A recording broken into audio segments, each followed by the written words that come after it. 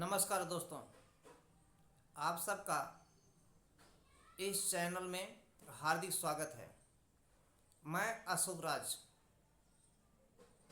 आप सबका स्वागत करता हूं। जो मैंने देखा मुखर्जी नगर में या अन्य जगह भी, मैं मुख्य रूप से मुखर्जी नगर की बात करना चाहूँगा। टीचर पढ़ाने तो पढ़ा देता है, और जो आंसर राइटिंग कराते हैं कैसे किया जाएगा ये तो सभी बता देते हैं कि ऐसे ऐसे प्रश्न लिखना है। इसके 3 भाग होंगे। एक मुख्य रूप से मुख्य बिंदु जो परिचय देते हैं, भूमिका जिसे हम लोग कहते हैं। उसके बाद में भूमिका के बाद में परिचय देने के बाद में मुख्य भाग जो 2-3 सेगमेंट में बटा होगा, 2-3 पैराग्राफ में रहेगा या पॉइंट्स में भी हो सकता है, और अंत में कंक्लूजन। ये तो सभी बताएंगे, लेकिन सवाल लिखा कैसे जाए, क्या क्या लिखा जाए, ये नहीं बताएंगे। और अगर बताएंगे तो बता देंगे यह चीज़ ऐसी ऐसी घटना हुआ है, ऐसा ऐसा हुआ है। ऐसा तो सभी जान रहा है। जो स्टूडेंट पढ़ चुका है, यूपीएससी की तैयारी कर चुका है, वो सब के सब जान रहा है। कौन ऐसा जो नहीं जान रहा है? अब जैसे ये प्रश्न है, इस प्रश्न में यदि मैं बात करूं तो इस प्रश्न की देखेंगे विशेषता क्या है। देखिए, जैसे इसमें लिखा है, क्या लिखा है? भारत के भौगोलिक कारकों ने भारत के भौगोलिक कारकों ने भारत के भौगोलिक कारकों ने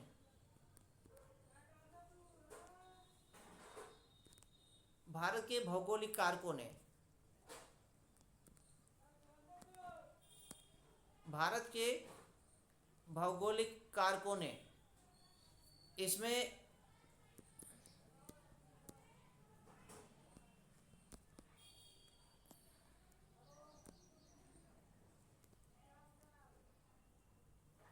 भौगोलिक कारकों ने प्राचीन भारत के विकास को किस प्रकार से प्रभावित किया, व्याख्या कीजिए। इस तरीके की लिखा गया है। प्राचीन भारत के भौगोलिक कारकों ने प्राचीन भारत के विकास को किस तरीके से प्रभावित किया। अभी 2023 में पूछा गया प्रश्न था, प्राचीन भारत के विकास में भारत के भौगोलिक कारकों की क्या भूमिका रही। तो प्रश्न वही रहता है। अब प्राचीन भारत लिखे या मध्यकालीन भारत लिखे, प्राचीन भारत लिखे या मध्यकालीन भारत लिखे या आधुनिक भारत या केवल भारत ही लिख सकता है,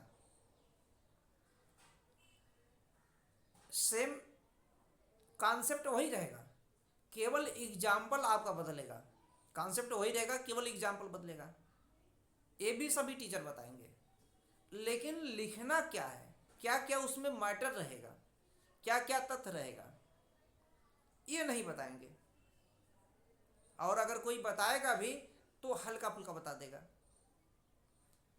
हमें इस प्रकार से आंसर राइटिंग करना है कि औरों से ज़्यादा हम कैसे अच्छे हैं, किस तरीके से अच्छे हैं, औरों से हम किस तरीके से अच्छे लिखें कि एग्जामिनर हमारा आंसर पढ़ने के लिए उसके दिल में, उसके दिमाग में, दिल में तो नहीं होता, दिमाग में एक प्रेरणा आ जाए, एक उत्कंठा आ जाए कि क्या लिखा है, बार बार उसकी पढ़ने की अभिलाषा कहे। इस तरीके से सजा के लिखना है। अब आपको और भी एग्जाम में जो भी टेस्ट सीरीज हल करा रहे हैं या आंसर राइटिंग करा रहे हैं या हिस्ट्री पढ़ा रहे हैं, उनके क्लास में, हमारे क्लास में यदि अच्छा आपको लगे तो वीडियो को लाइक कर दीजिएगा, और सभी मित्रों में, जितने भी मित्र हैं सबके पास शेयर कर दीजिएगा। और चैनल पर यदि नए हैं तो चैनल को सब्सक्राइब कर लीजिएगा। यदि औरों की तुलना में मेरा कंटेंट, मेरा मैटर, मेरा तथ्य, मेरे लिखने लिखाने का तौर तरीका अच्छा लगे आपको कि ये इसमें अच्छा परफॉर्मेंस हो सकता है, औरों की तुलना में आधा नंबर, 1 नंबर एक प्रश्न पे ज़्यादा आ सकता है, यदि 0.5 नंबर आपने हमारे बताए गए आंसर पे औरों से ज़्यादा ला लिया तो एक पेपर में 20 क्वेश्चन में 10 नंबर आपके निसंदेह ज़्यादा होंगे। और एक पेपर में 10 नंबर ज़्यादा होने का मतलब तो कई सब्जेक्ट में काफ़ी ज़्यादा आप रैंक में सबसे आगे होंगे। तो मैं आगे प्रश्न अब देखो लिखूंगा कैसे कैसे लिखना है। अब जो लिखने का तरीका है, अब कहीं से आप लिख सकते हैं। इसमें तो एक आप दिखा सकते हैं भारत के भौगोलिक कारकों ने, तो इसको 2-3 शब्दों में बांटना है कि कैसे कैसे लिखना। पहले भूमिका लिखना, परिचय। अब परिचय कहाँ से देंगे, तो भौगोलिक कारक भी दे सकते हैं, प्राचीन भारत को भी उठा सकते हैं, प्राचीन भारत क्या क्या कैसे रहा है। तो सबका अपना लिखने का तौर तरीका अलग होता है। जितने भी स्टूडेंट हैं, जितने भी टीचर हैं, जो भी कोचिंग संस्थान है, सबका लिखने का तरीका अलग है। आप गूगल पे कई वेबसाइट खोलिए, उनका आंसर मिलाइए हमारा आंसर, यूट्यूब पे देखिए उनका आंसर हमारा आंसर। अगर उनसे अच्छा मैं लिखता हूँ, उनसे अच्छा बढ़िया आपको लगता है कि हाँ ये सही है, तो आप लाइक कीजिएगा। मैं अब आगे चलता हूँ। इस प्रश्न पर मैं बताऊंगा कि अब कैसे लिखूंगा। देखिए सबसे पहले मैं भौगोलिक कारक को, इसमें सबसे पहले मैं किसको, भौगोलिक कारक को इसमें दिखाऊंगा कि भौगोलिक कारक ये जो है, भौगोलिक कारक को मैं दिखाऊंगा भौगोलिक कारक किसे कहते हैं। और यहाँ से मैं शुरू करता हूँ, भौगोलिक कारक से शुरू करता हूँ और अंत में कैसे चलता हूँ, यहाँ से मैं शुरू करूँगा भौगोलिक कारक से। तो भौगोलिक कारक से मैं शुरू करता हूँ। तो पहला मैं मेरा जो उत्तर होगा, देखिए अभी इसमें मैं स्पेस लाया हूँ, तो लिखूंगा मैं क्या, भौगोलिक कारक। अगर बात करेंगे तो भौगोलिक कारक, भौगोलिक कारक से तात्पर्य किसी भी क्षेत्र के जलवायु, मेन चीज ये जलवायु है। जलवायु पे आप अंडरलाइन कर सकते हैं या नहीं करें, नदियां, पर्वत, दर्रे, तापमान, रेगिस्तान, कृषि आदि से है।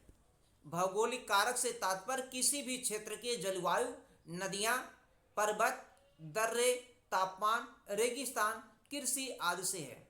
इट मीन्स क्या कह सकते हैं, एटमॉस्फेयर जो उसका है, जो उसका क्लाइमेट है, रिवर्स जो हैं या माउंटेन्स या गैप्स जो हैं, टेम्परेचर या डिजर्ट है या एग्रीकल्चर, ईटीसी, इन सब ने प्राचीन भारत के विकास में भूमिका निभाई है।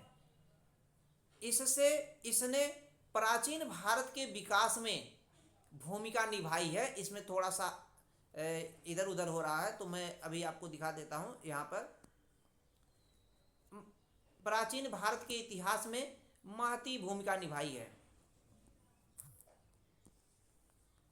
महती भूमिका निभाई है। ये आपके समझ में आ रहा होगा। तो इतना इसमें लिखने के बाद में कि भौगोलिक कारक से तात्पर्य किसी भी क्षेत्र के जलवायु, नदियां, पर्वत, दर्रे, तापमान, रेगिस्तान, कृषि आदि से है।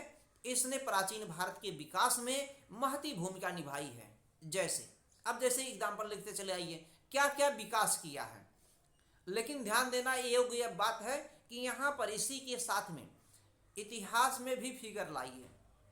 अब 2 फिगर हम यहाँ पे सबका अपना अलग अलग अप्रोच होता है। मैं यहाँ पर 2 फिगर दिखाना चाहूँगा।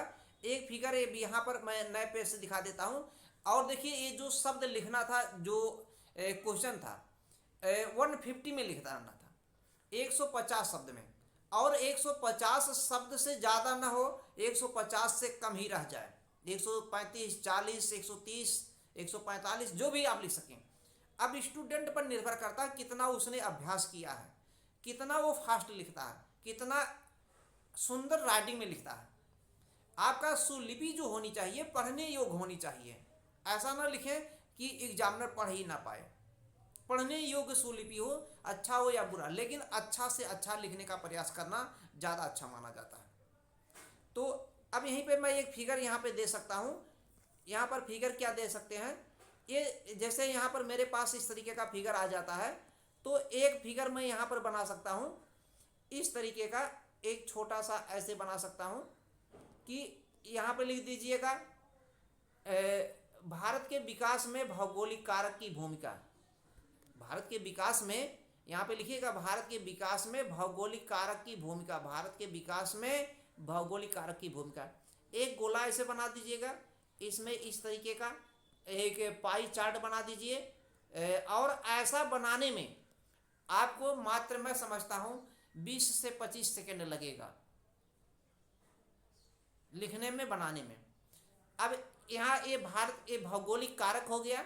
भौगोलिक कारक में लिख सकते हैं तापमान, लिख सकते हैं, क्या लिख सकते हैं, तापमान, इस तरीके का तापमान लिख सकते हैं, जलवायु लिख सकते हैं, नदियाँ लिख सकते हैं, पर्वत लिख सकते हैं, दर्रे लिख सकते हैं, इनमें इस तरीके का लिख सकते हैं।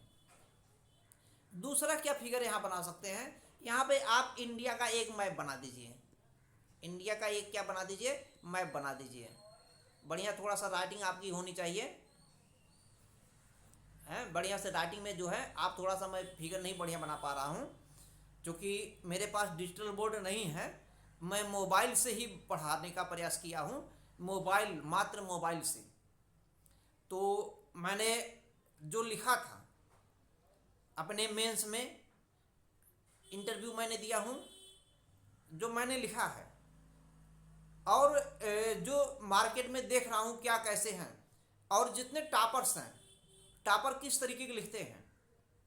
मेरे पास बहुत से टॉपर्स के मित्र हैं और सबकी कापियाँ भी हैं, तो कैसे लिखते हैं उन्हीं के आधार पर मैं बताने का प्रयास करता हूँ। तो 2 मैप बनाइएगा, और यहाँ पे इस तरीके का ये पाकिस्तान वाला भी क्षेत्र है, तो यहाँ पे 2-3 नदी का नाम दिखा दीजिए, चूँकि नदी है। पर्वत भी दिखा सकते हैं, ऐसे ऐसे हिमालय करके इस तरीके का दिखा सकते हैं। और यहाँ पे ऐसे इस दक्षिण भारत में भी कुछ विकास दिखा सकते हैं, बहुत ज़्यादा दिखाने की आवश्यकता नहीं है ना। तो यहाँ पे लिख सकते हैं मगध, लिख सकते हैं, यानी कि या मौर्य लिख सकते हैं। ये यहाँ पर जो है क्या नाम इसका, हड़प्पा सभ्यता का 1-2 नगर दिखा सकते हैं, मोहनजोदड़ो, हड़प्पा, इस तरीके का दिखा सकते हैं, है ना। तो इस तरीके का आप जब दिखाएंगे तो एक अच्छा आंसर माना जाएगा। यहाँ तक समझ में आ रहा। अब इसके बाद में आप लिखने का प्रयास करेंगे, क्या लिखेंगे, इतना लिखने के बाद में एक लिखने का प्रयास करेंगे। ये तो मैंने बता दिया।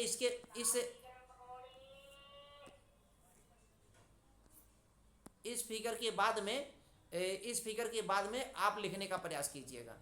तो यहाँ पर एक फिगर बनाइएगा। फिगर बनाने के साथ साथ आप फिर इसके बाद लिखिएगा। अब लिखेंगे क्या, पॉइंट में लिखना है। यहाँ पे पॉइंट दे सकते हैं, पॉइंट क्या दे सकते हैं, इस तरीके का ऐसे पॉइंट दे सकते हैं। एक ही पेन से ध्यान देना है कि एक ही पेन से लिखना हो, और मोटा पेन ना हो, पतले में हो। अब इतना भी पतला ना हो कि बारीकी से हो, चित्र तो बनाना नहीं, फिगर बनाना नहीं है, तो मीडियम में हो बहुत, लेकिन मोटा पेन ना हो, अच्छा नहीं माना जाता मोटा पेन, तो पतला ही पेन। एक पॉइंट लिख सकते हैं, ऐसे पॉइंट दीजिए। देखिए, जब नंबरिंग करना हो, जब ज़्यादा आपके पास ज़्यादा पॉइंट लिखना हो, ज़्यादा पॉइंट 10-12 पॉइंट 8 पॉइंट लिखना हो, तब नंबर 1, नंबर 2, नंबर 3 लिख सकते हैं। अदरवाइज इस तरीके का पॉइंट रख सकते हैं, या कोई सिंबल लगा सकते हैं, इस तरीके का एरो का चिन्ह लगा सकते हैं, इस तरीके का। तो लिखेंगे क्या कि हड़प्पा, देखिए जो विकास हुआ है, अगर हड़प्पा सभ्यता की बात करें, हड़प्पा है, मौर्य है, गुप्त है, वर्धन साम्राज्य है, तो आदि सभ्यताओं के विकास में सिंधु नदी है। सिंधु नदी आप देख पा रहे होंगे, सिंधु नदी है, गंगा नदी है, गंगा के साथ साथ यमुना है, रावी है, आदि जैसी नदियों ने, इन सब नदियों से क्या हुआ, कृषि का विकास हुआ। कृषि के विकास के साथ साथ यातायात का, परिवहन, जलमार्ग, व्यापार, ये सबसे अत्यधिक इत्यादि क्या कर रहे हैं, समृद्धि हुआ है। तो आप लिख सकते हैं हड़प्पा, मौर्य, गुप्त, वर्धन आदि सभ्यताओं के विकास में सिंधु, गंगा, यमुना, रावी आदि जैसी नदियों से कृषि, यातायात, व्यापार इत्यादि में समृद्धि हुआ। दूसरी तरफ वहीं लिख सकते हैं, दूसरी तरफ ये उत्तर भारत इसका मतलब दिखाया जा रहा बात। दूसरी तरफ पल्लव, चोल, पांड्य आदि संस्कृति के विकास में कृष्णा, कावेरी, यहाँ पे आज आ गया है, आज नहीं है, आदि है, आदि आदि जैसे आदि जैसी नदियों से उन्नति हुआ है। आदि जैसी नदियों से, यहाँ पे आदि रहेगा, ए आदि रहेगा। आदि जैसी नदियों से उन्नत हुआ है। इस तरीके का 2 पॉइंट आपके पास हो गया है। एक पॉइंट ये हो गया है, उत्तर भारत को दिखाने का प्रयास किया गया है, और दूसरा जो है दक्षिण भारत को दिखाने का प्रयास किया गया है। इस तरीके का 2 तरीके का दिखाने प्रयास किया गया है। एग्जामिनर के दिमाग में ये बैठ जाएगा कि ये अच्छा स्टूडेंट है, प्रशासनिक अधिकारी के इसमें गुण है, इसको हर विषय का समझ है और पूरा एक अप्रोच, समग्र अप्रोच रखता है स्टूडेंट। यहाँ तक सबके समझ में आ गया होगा। तो अगले प्रश्न की अगले तरफ मैं चलता हूँ। अगला पॉइंट क्या लिखेंगे? अगला पॉइंट देखिए क्या लिखते हैं हम। तो अगले पॉइंट की ओर मैं चलता हूँ।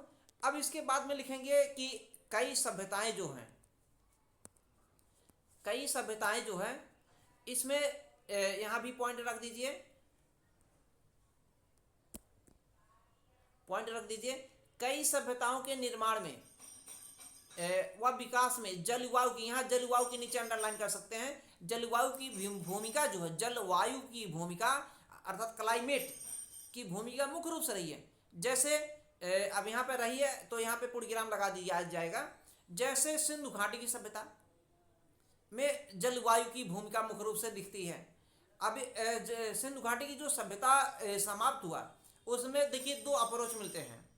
एक तो ऐसा माना जाता है जलवायु मतलब बाढ़ आ गया, बाढ़ से समाप्त हो गया, और एक ऐसा माना जाता है कि जब आर्य लोगों का आगमन हुआ तो दोनों में युद्ध हुआ, जो ऋग्वेद में वर्णन मिलता है, 10 राग युद्ध का वर्णन मिलता है। तो ऐसे में पता लगता है कि युद्ध से ही समाप्त हुआ। तो अस्पष्टता नहीं, इतिहासकारों में मतभेद है। तो लेकिन फिर भी जलवायु की भूमिका रही है इस सिंधु घाटी की सभ्यता के विकास में। गुप्त सभ्यता या मौर्य सभ्यता आदि लिख दिया, कई सभ्यता होंगे, जलवायु का मुख्य रूप से रोल रहता है। मध्यकाल में भी चलेंगे, जलवायु का ही रोल रहा। जो मोहम्मद बिन तुगलक जो आता है, मोहम्मद बिन तुगलक की कई योजनाएं फ्लॉप होती हैं, वो जलवायु का, क्लाइमेट का ही योगदान रहता है, परिस्थितियां। तो इस तरीके का एक पॉइंट ये हो गया। दूसरे पॉइंट की ओर मैं चलता हूं। दूसरा पॉइंट क्या लिख सकते हैं? दूसरा पॉइंट आप लिख सकते हैं, देखिए क्या लिखेंगे कि पर्वत, अगर पर्वत की बात करें तो इसमें मुख्य रूप से एक ब्रैकेट में इसको लिखा सकते हैं, मुख्य रूप से हिमालय। मुख्य रूप से कौन है? हिमालय। तो पर्वत मुख्य रूप से ब्रैकेट में लिख सकते हैं हिमालय, या पर्वत मुख्यता या मुख्य रूपेण लिख सकते हैं। हिमालय ने बाहरी आक्रमणकारियों को रोका ही नहीं, बल्कि वर्षा में योगदान देकर कृषि में उन्नत किया। जो पर्वत है, यह पर्वत में कई भी पर्वत होते हैं, चाहे सह्याद्री, दक्षिण भारत में सह्याद्री पर्वतमाला की बात करें या हिमालय, तो मुख्य रूप से हम हिमालय की बात करते हैं। तो हिमालय विश्व का तीसरा सबसे लंबा पर्वतमाला है। सबसे लंबी पर्वतमाला जो है हिमालय तीसरे नंबर पर है। पहले नंबर पे अगर देखेंगे जियोग्राफी में तो अलग चीज़ है, हम उससे मतलब नहीं रखेंगे। पहले नंबर पे रॉकी आता, दूसरे नंबर पे इंडीज, तीसरे नंबर पर हिमालय। तो भारत में हिमालय मुख्य रूप से है। पर्वत मुख्य रूप से हिमालय ने बाहरी आक्रमणकारियों को रोका, रोकने के साथ साथ क्या किया? वर्षा में योगदान दिया। जब दक्षिण पश्चिम कि आप देखे होंगे, जियोग्राफी में पढ़े होंगे, दक्षिण पश्चिम जब मानसून जाता है हिमालय से टकराता है और वापस कर देता है, तो उत्तर प्रदेश में या बिहार में और जगह पे उत्तर भारत में मुख्य रूप से वर्षा हिमालय से टकरा करके हवाएं लौट आती हैं। तो ये तो जान रहे हैं। तो यहाँ जियोग्राफी का टर्मोलॉजी नहीं लिखना है, क्योंकि ये जियोग्राफी का सब्जेक्ट है नहीं, ये इतिहास का है। लेकिन फिर भी यूपीएससी सब्जेक्ट को क्या कर दिया? मर्ज करा दिया है कि बच्चे में इतिहास और भूगोल दोनों को मर्ज करने की समझ विकसित है कि नहीं। ऐसा क्यों पूछता है? ऐसा क्यों कराना चाहता? क्योंकि जो प्रशासनिक अधिकारी बनता है, DM, as a IPS, SP जो भी बनते हैं, तो इसमें क्या होता है, ये जनता और सरकार के बीच की कड़ी समझ जाते हैं। इसमें दोनों में समन्वय स्थापित करने का, दोनों में कार्य करने की, बीच में कड़ी के रूप में कार्य करने की गुण है कि नहीं। तो यहाँ से थोड़ा थोड़ा लिंक मिल जाता है। आगे बाकी जब लाल बहादुर शास्त्री में जाते हैं वहाँ पर, तो मसूरी में, तो ट्रेनिंग के दौरान भी काफ़ी ज़्यादा सिखाया जाता, फिर भारत दर्शन में भी सिखाया जाता है, फिर विश्व में भी कई देशों में लेके जाते हैं, ताकि एक डीएम के रूप में, एक आईपीएस के रूप में जो है, इसमें, इस विद्यार्थी में, इस स्टूडेंट में एक प्रशासनिक अधिकारी के गुण अच्छे तरीके से रहें ताकि देश का विकास हो सके। तो ये तो हो गया, यहाँ तक ये लिख सकते हैं, यहाँ पूर्णविराम लगा देना है। आगे मैं चलता हूँ, आगे क्या लिखेंगे, आगे इसमें देखिए क्या लिखता हूँ मैं। आगे लिखेंगे पहाड़। अब पहाड़ के बारे में, जैसे पहाड़ी दर्रे हैं, पहाड़ी दर्रों की अगर बात किया जाए, गोमल की दर्रा, गोमल एक दर्रा है।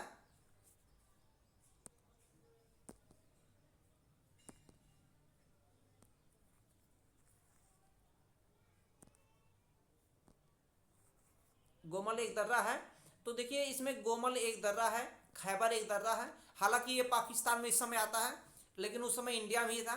तो पहाड़ी दर्रे जैसे गोमल है, खैबर है, अंडरलाइन कर सकते हैं।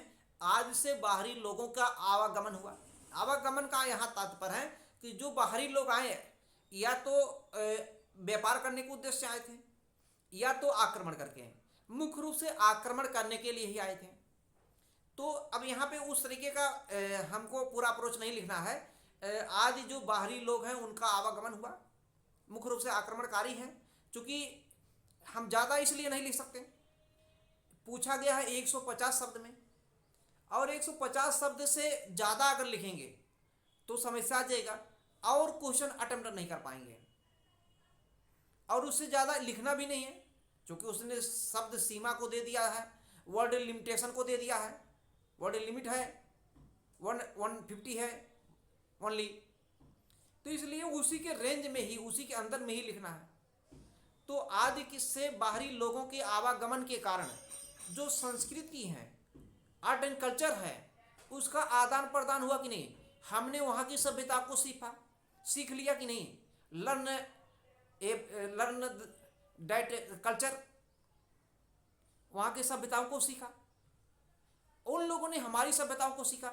आज उसका प्रभाव दिल्ली या बम्बई या जैसे बड़े नगरों में, साथ साथ में ग्रामीण प्रदेशों में भी पश्चिमी सभ्यता की झलक दिखाई देती। आज वर्तमान में लगभग पूर्ण रूप से दिखाई देती है। दिल्ली या बम्बई या जैसे आदि महानगरों में के साथ साथ ग्रामीण प्रदेशों में भी पहनावा ओढ़ावा हो सकता है, खान पान हो सकता है, रीति रिवाज हो सकते हैं, कई चीजें ऐसी जो हम लोगों ने पश्चिमी संस्कृति को अपनाते हुए दिखते हैं, और उन लोग भी अपना रहे हैं। भूमंडलीकरण का ये दौर है था, तो आवागमन से संस्कृतियों का आदान प्रदान हुआ। ये भी जो है मतलब भौगोलिक कारक में है। पहाड़ी दर्रे भौगोलिक कारक, और संस्कृति इतिहास से जुड़ रहा है। इस तरीके का आप लिख सकते हैं आंसर। अगला मैं आगे चलता हूं, आगे क्या लिख सकते हैं। इसके साथ में अगर देखेंगे जो अरब सागर है या बंगाल की खाड़ी, तो हमारे पास दो तट हैं, एक पूर्वी तट। तो यहाँ पे अगर लिखते समय, और से वहाँ पे जब इंडिया का मैंने मैप बनाया था, तो इंडिया के मैप में तो अरब सागर यहाँ लिख सकते हैं, यहाँ बंगाल की खाड़ी लिख सकते हैं। यहाँ इसमें समय नहीं लगेगा, मात्र 30 सेकंड लगेगा, 1 मिनट भी नहीं लगेगा, 30 सेकंड, 30 से 35 सेकंड लगेगा। जब आप आंसर राइटिंग कर रहे होते हैं एकदम टू दी एग्जाम पॉइंट के व्यू से, तो 30 सेकंड लगेगा। इंडिया का मैप बनाइए, कट दे तुरंत, बहुत ज़्यादा एकदम इंडिया जैसा ही नहीं बनेगा। जो बनाते हैं तो मात्र 10 सेकंड में, 10 सेकंड भी नहीं लग सकता है, बना सकते हैं तुरंत। और पूर्वी घाट, पूर्वी तट और पश्चिमी तट दोनों दिखा सकते हैं, है ना।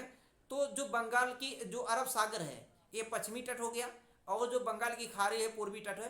पूर्वी तट से देखेंगे दक्षिण पूर्व एशियाई के देशों के साथ हमारा व्यापार तब से लेकर आज तक भी हो रहा है। और जो पश्चिमी तट है, पश्चिमी तट से अफ्रीका के देशों के साथ, मिस्र जैसे देशों के साथ, हमारी मिस्र की सभ्यता यहाँ की सभ्यता से, प्राचीन सभ्यताओं से मिलती जुलती हैं।